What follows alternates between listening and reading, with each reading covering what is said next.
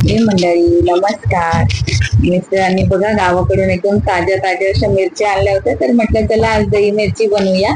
डाळबट्टी पण बनवली होती सोबत, त्याच्यासोबत तोंडी लावण्यासाठी दही मिरची बनवूया. तर चला मग त्याच्यासाठी मी बघा अर्धा लिंबू घेतलेला आहे, थोडीशी मुठभर कोथिंबीर, आलं आणि लसूण क्रश करून घेतलेला आहे, 1 वाटी दही घेतलेला आहे, हे धने जिरे आणि लसूण आणि सुक्या लाल मिरच्यांचा क्रश आहे, मिक्सर मध्ये बारीक करून घेतलेला आहे.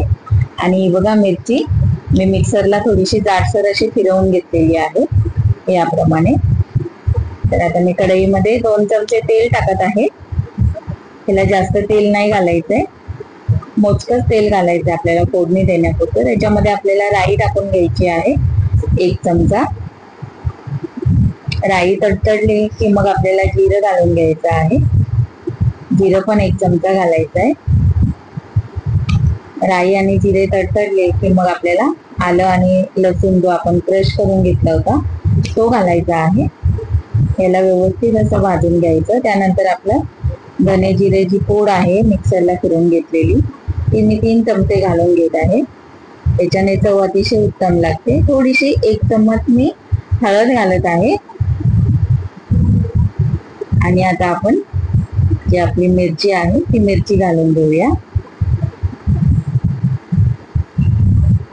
त्या मिरच्यांना भरपूर पाणी असतं, तर आपण थोडस ते पाणी आटेपर्यंत हिला कोरडं असं व्यवस्थित भाजून घ्यायचं आणि मग नंतरच आपल्याला याच्यामध्ये दही ऍड करायचंय. तर बघा याप्रमाणे व्यवस्थित असं. आता आपण 1 चमचा मीठ घालूया याच्यामध्ये आणि याला हलवून घेऊया. मिरच्यांमधलं पाणी एकदम कोरडं व्हायला पाहिजे, त्यानंतर आपण दही घालायचंय. तर आता आपण दही घालून घेऊया याच्यामध्ये, कारण की दही घातल्यानंतर याला अजून पाणी सुटतं ना, त्यामुळे पहिले मिरचीमध्ये जे पाणी असतं ते आपण पूर्ण कोरडं करून घ्यायचं आहे परतून, आणि मग आपल्याला हे दही घालायचंय. हे बघा याप्रमाणे बघा किती पाणी सुटलेलं आहे दही घातल्यानंतर. तर आता आपण याला झाकण देऊन वाफ काढून घेऊया 1-2 मिनिटं. हे बघा वाफ काढून घेतल्यानंतर थोडस सुक्क झालेलं आहे, पाणी थोडस शिल्लक आहे.